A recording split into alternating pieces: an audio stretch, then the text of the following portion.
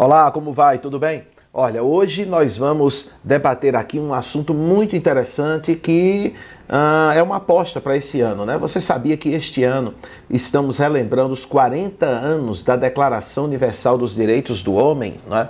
Um documento assinado por várias nações logo depois do fim da Segunda Guerra Mundial, foi lá em 1948. Então o tema de hoje, redes sociais e direitos humanos, como conciliar? A gente sabe que vive aí numa época de cultura do ódio, né? A palavrinha hater está aí colocada, né? Os haters da internet, ou seja, aqueles que se especializaram em odiar, né? Hoje a internet se tornou um grande megafone em que todo mundo pode amplificar sua voz, mas nem todo mundo tem tido o cuidado para amplificar essa voz, respeitando a posição do outro, respeitando as diferenças. Então, como conseguir conciliar nesse mundo moderno, né, as redes sociais e os direitos humanos? Primeira coisa que é importante é ressaltar a importância da Declaração Universal. Primeiro, lembre-se de que a Declaração Universal dos Direitos do Homem não é uma lei, é um documento com 30 artigos que foi assinado por várias nações, principalmente do mundo ocidental. Elas se comprometiam diante da ONU de combater as mais diversas mazelas do mundo, como a fome, como a escravidão, por exemplo. Passados 70 anos, agora em 2018, estamos relembrando os 70 anos da Declaração Universal, a gente sabe que muita coisa tem sido colocada em prática, mas muita coisa também deixa a desejar, em especial no ambiente virtual.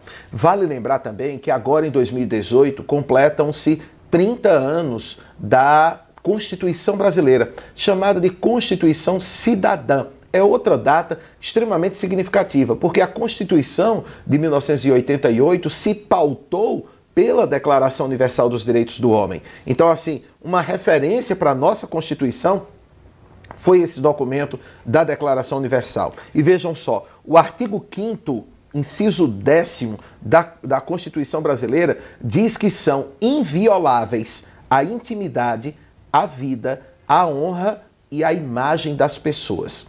Mas eu pergunto a você, hoje em dia, com as redes sociais, será que nós temos a nossa privacidade protegida?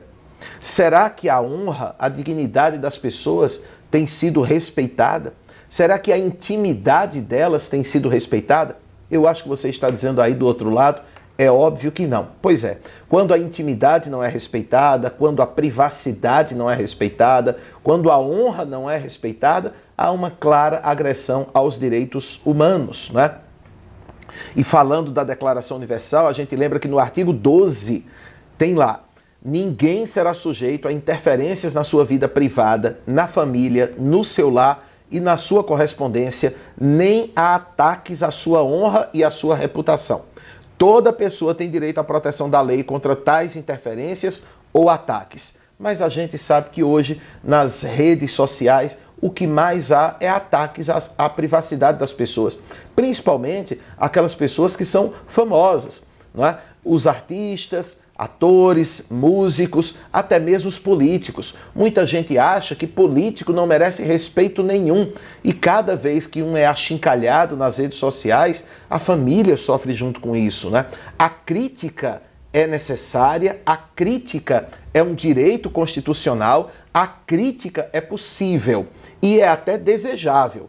Mas uma coisa é criticar, outra coisa é atacar, é desonrar, que é o que a gente tem visto nas redes sociais, ainda mais no ano aí de campanha eleitoral, não é?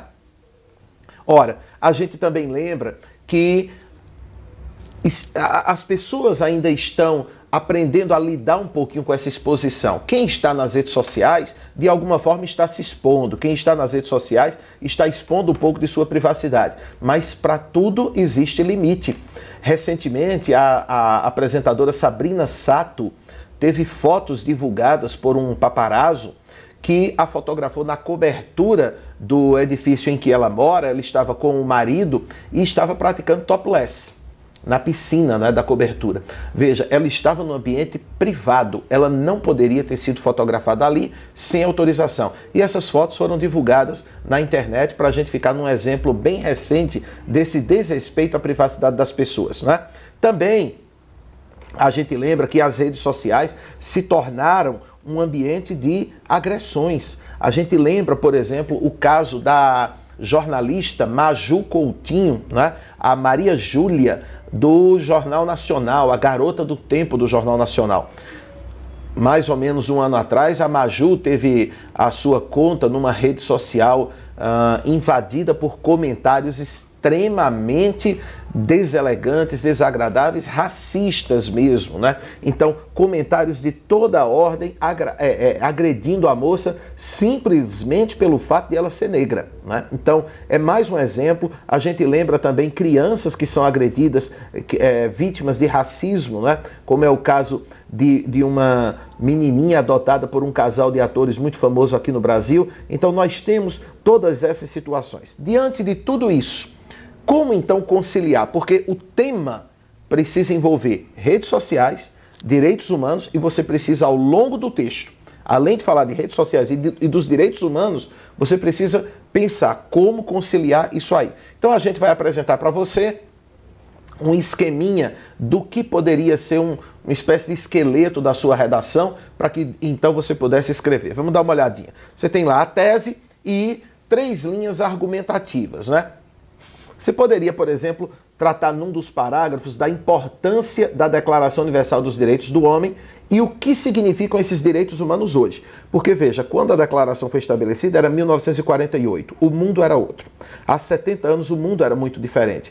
Como a gente aplicar essa declaração, esse documento tão importante, um dos mais importantes do século XX, como aplicar no século XXI, como aplicar hoje especificamente nas redes sociais?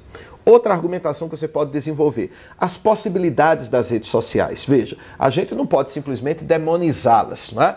Hoje é impossível viver sem elas. É possível mostrar o aspecto positivo, mas é preciso lembrar, por exemplo, as ofensas e a prática do que se chama de cyberbullying, que é o bullying praticado na internet.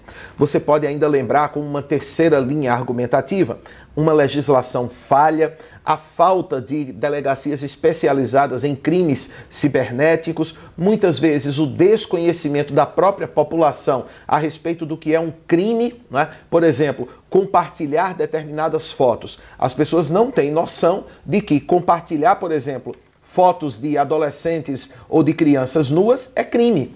Elas muitas vezes não têm noção de que armazenar essas fotos é crime. Então, são situações que a gente lembra e que muitas vezes, por causa da ignorância, as pessoas também cometem o crime.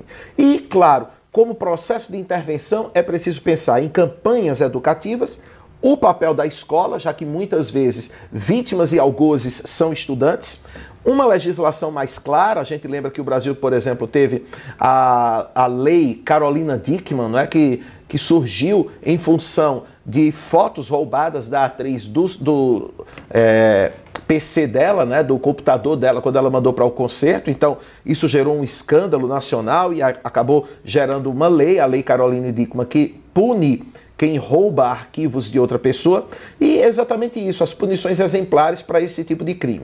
Então, você monta o esquema do jeito que você tem aí na tela, mais ou menos, para você então começar a escrever, mas essa é uma reflexão interessante e uma temática que pode aparecer aí nos vestibulares e no próprio Enem. A questão de conciliar redes sociais ou comportamento na internet aos direitos humanos. Eu recomendo que você também vá lá no Google e dê uma olhadinha na Declaração Universal para você conhecer um pouquinho mais desse documento, tá bom? Se curtiu o vídeo, vai lá e assina o nosso canal, inscreva-se, dê a sua curtida aí, compartilhe com seus amigos e toda semana a gente tem um vídeo novo aqui, é só você digitar youtube.com/curso Menelau, tá certo?